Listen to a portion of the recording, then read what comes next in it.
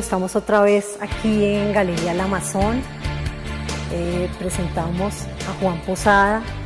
Juan, es un gusto tenerte con nosotros. Cuéntanos un poco de esa historia, a pesar de que eres un artista que ha dejado una huella en Colombia. Cuéntanos cómo empieza esa historia tuya, cómo continúa y en qué estamos. Pues muchas gracias por el halago, Leonor. Sí, mira, yo empecé de manera un poco sorpresiva en el territorio del arte en Colombia y de la escena, porque pues no tengo formación académica como tal y simplemente me convertí en un artista a raíz de mi interés en el arte contemporáneo y visitar galerías que en ese momento hacían esfuerzos grandísimos por renovar la postura del arte en Colombia. Una de ellas, Valenzuela y Klenner, que fue la que fundamentalmente me acogió en los 90 gracias al cariño y al buen juicio de Jairo y de Ethel en esa época. O sea, se da por hecho que el artista es un genio, que el artista tiene una obra especial, que el mundo del arte es algo fantástico. Y como te digo, muchas de esas cosas a veces son mentiras. Yo lo que hacía era poner ciertas claves en las obras que te iban informando de que estabas participando de una parodia, y esa era mi manera, como te digo, de vacunar a mi público en torno a esos aspectos. Bueno, háblanos de cómo entras al Salón Nacional de Artistas. Bueno, en esa época era como creo que todavía es, por selección en los salones regionales, por mérito. Fue una obra muy interesante que me valió empezar a generar un interés por otras miradas de afuera. Bueno, Juan, ahora háblanos de estas pinturas. Cuéntanos de esta estructura que parece una letra, parece un paisaje. Exactamente, Leonor. Esta serie es una serie que estoy desarrollando desde el 2000 más o menos, y como tú bien lo dices, se llama Letras, la serie Letras, en la cual utilizo como componente constitutivo fundamental de mis pinturas la estructura de las letras. Lo que quiero explorar a través de ese elemento de la estructura de la letra es la ambigüedad que ella genera en la percepción del público, porque la letra puede ser vista como un ente netamente geométrico, abstracto, pero por otro lado es un elemento casi sustantivo, como si estuvieras pintando un sombrero, un perro, un objeto, ¿no? Y por otro lado, en cuanto a la parte ya netamente de color, también que haya como un pulso entre cuando estás viendo la letra o cuando te aproximas, por ejemplo, a esta pintura que es de un formato ya mayor y estás cerca y empiezas a sentir esas calidades de color field painting, donde ya la cosa se vuelve atmosférica, arquitectónica, y todas esas son las cosas que me interesa revisar con esta serie. Como ves, también está el interés de la serialidad, de repetir la misma estructura. De hecho, esta estructura de esta obra que se llama Ahí acostada la he repetido. Hay muchas obras de esta serie que tienen exactamente la misma estructura. Tuve el privilegio de participar con una de ellas en la subasta que hicieron en Christie's en Londres para recolectar fondos para la reconstrucción de las escuelas después del terremoto en el eje cafetero, con tan buena suerte que mi obra fue subastada en esa ocasión y pertenece a esta serie. Bueno, hay una cosa muy interesante que tiene tu obra, que no es solamente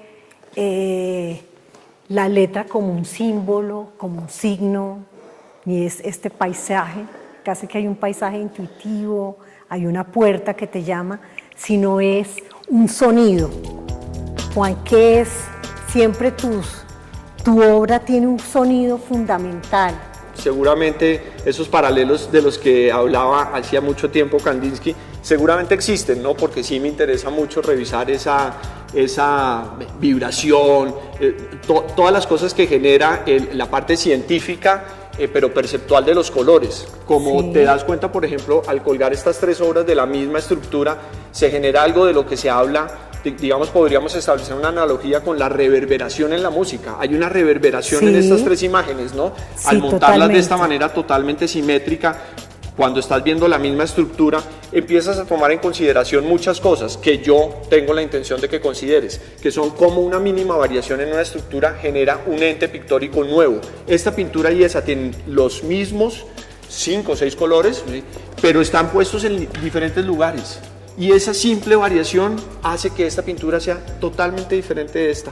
A mí me interesa mucho revisar también qué pasa cuando la observación de una obra se hace íntima por la escala o por el tamaño. De hecho, tengo unas que son mucho más pequeñas, en las cuales, aquí no hay unas de estas, la pintura, algunas de estas secciones son impasto. que lo hago también con una intención de remembranza de esta manera de pintar de los expresionistas, como para establecer también ciertos cuestionamientos en cuanto a que, siendo yo un artista de mi época y contemporáneo, y debiendo naturalmente estar sintonizado con todo esto de la vanguardia, siento que es muy importante respetar lo que ha pasado antes, y siento que es muy valioso lo que hay antes también. Sí. Entonces muchas veces lo retomo, y son cositas que están por ahí y que la gente debe revisar con cautela para darse cuenta, ¿por qué esto está aquí? ¿Por qué esta pintura con un impasto muy fuerte cuando todo lo demás es una película muy fina y muy Bueno, meticulosamente hay otra trabajada? cosa interesante que es como una cercanía al minimalismo, pero hay unos signos como herméticos. Sí he sentido mucho que al poner las letras como elementos constitutivos de mis obras, yo persigo que sean más obras representacionales que abstractas. Bueno, ahora pasamos a una serie muy interesante, Juan. Cuéntanos, aquí está el rock en su más plena vibración. Cuéntanos de estos personajes que a veces parecen que fueran superhéroes, íconos con una fuerza inusitada, y es un salto de esa pintura anterior. Sí, y fíjate que técnicamente es el mismo lenguaje, el mismo recurso, Sí. La cinta enmascarar, las zonas de color plano, la reducción de los elementos. ¿Qué te puedo contar? Este es un close-up, la serie la titulé Close-up, tengo 3 pinturas aquí, acá estamos viendo 2 de ellas.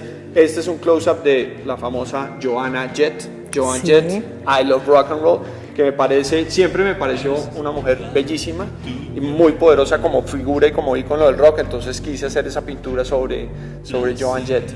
Esta otra pues es nada más y nada menos que Freddie Mercury, tremenda figura también, que me parece, y con un poco más de reduccionismo que esta, porque si ves ni siquiera están los ojos, y la intención es esa, nuevamente tiene parte de la intención que tengo yo en las otras obras de las que te estaba hablando, porque muchas veces cuando te acercas a estas pinturas, y me lo han dicho varias de las personas que recientemente las han visto, muchas veces te desvinculas de la lectura figurativa de la obra, y esto se vuelven como recortes de papel, como a esas obras que hacía Matisse con recortes de papel, entonces la cosa se empieza a volver otro asunto. Y eso me interesaba, de hacer esos close-ups, esos acercamientos tan cerrados a pequeños detalles, además para revisar ese poder impresionante que tiene la fisonomía del ser humano.